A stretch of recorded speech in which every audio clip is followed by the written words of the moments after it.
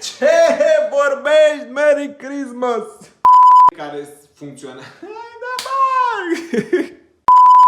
Salutare! Numele meu este Rafael Petre, sunt antrenor personal, tehnician, nutriționist și creatorul conceptului Fit Game. În acest video vom vorbi despre importanța activității fizice și a alimentației echilibrate. Dacă îți place acest material și dacă vrei să vezi și altele asemănătoare, te rog de subscribe, like și mai ales dacă ai apropiați cărora crezi că le-ar folosi aceste informații, te rog de un share. Corpul nostru este o mașinărie care funcționează după legi exacte. Se poate adapta și poate face față oricăror condiții.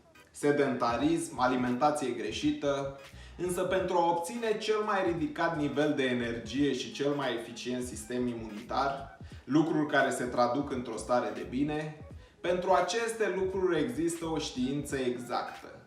Oricât am vrea să ignorăm sau să credem că nu e așa, corpul nostru funcționează după niște principii clare. Și atunci când încălcăm aceste principii, avem de suferit.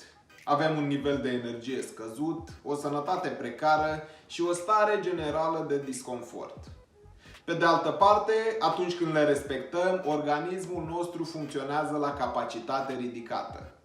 Este echilibrat hormonal, corpul nostru poate să folosească nutrienții pe care îi consumăm, să construiască masă musculară sau să ardă țesut adipos. Este echilibrat chimic, creierul secretă substanțe care ne dau stare de bine, ne fac să fim creativi și energici și avem un sistem imunitar puternic care poate face față virusilor și infecțiilor. Lipsa educării în privința importanței activității fizice și a alimentației echilibrate ne-au adus în poziția de a crede că aceste lucruri sunt importante doar pentru oameni cu un anumit statut, anumite ocupații sau anumită vârstă. Lucru care e cât se poate de departe de adevăr. Nu contează zona geografică, istoricul familial sau starea civilă. Organismul nostru funcționează după aceleași legi. Să vorbim acum despre aceste legi care sunt studiate și definite de știință. Corpul nostru are o capacitate infinită de a se adapta. Asta face el tot timpul. De la eschimoși la africani ale căror organisme s-au adaptat la medii diferite, de la sportivi care ridică sute de kilograme la oameni sedentari, ale căror organisme s-au adaptat la stimulul la care au fost expuse. Atenție! Capacitatea de adaptare se manifestă continuu indiferent de stimulul la care suntem expuși sau de lipsa lui. Așa că, dacă stăm toată ziua pe canapea, la birou, în mașină și nu există activitate fizică, corpul o să-și adapteze funcționalitatea la aceste cerințe. O să reducă masa musculară, care duce la un nivel de energie și de rezistență scăzute. Masa musculară fiind redusă sau inhibată, nu o să poată susține articulațiile, coloana și vor apărea dureri și dezechilibre posturale. Va scădea densitatea osoasă, articulațiile și discurile intervertebrale nu se vor hidrata și lubrifia. Sistemul circulator, hormonal, respirator, digestiv, toate vor funcționa la capacitate redusă și se vor degenera. Inclusiv funcția cognitivă și integritatea căilor neuronale vor fi afectate.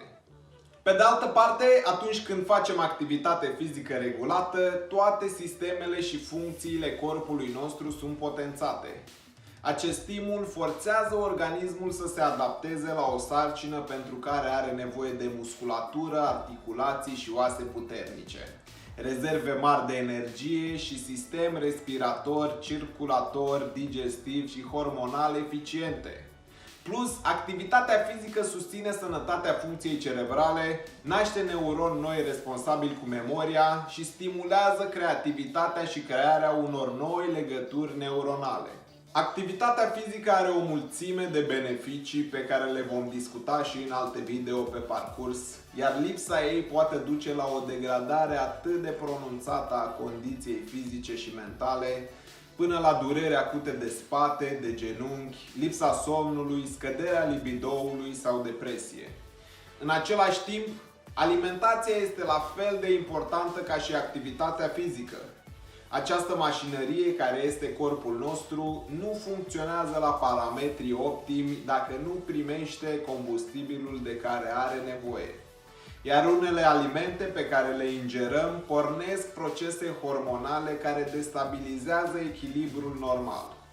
Spre exemplu, consumul frecvent de zahăr și produse procesate nu este dăunător doar din cauza aportului caloric.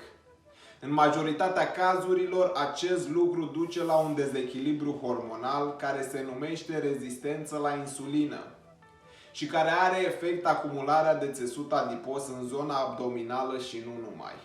Alimentele procesate sunt de cele mai multe ori sărace în nutrienți și ne aduc un aport caloric fără să ne hrănească. Pe de altă parte, combustibilul potrivit poate face toate sistemele să funcționeze mai bine.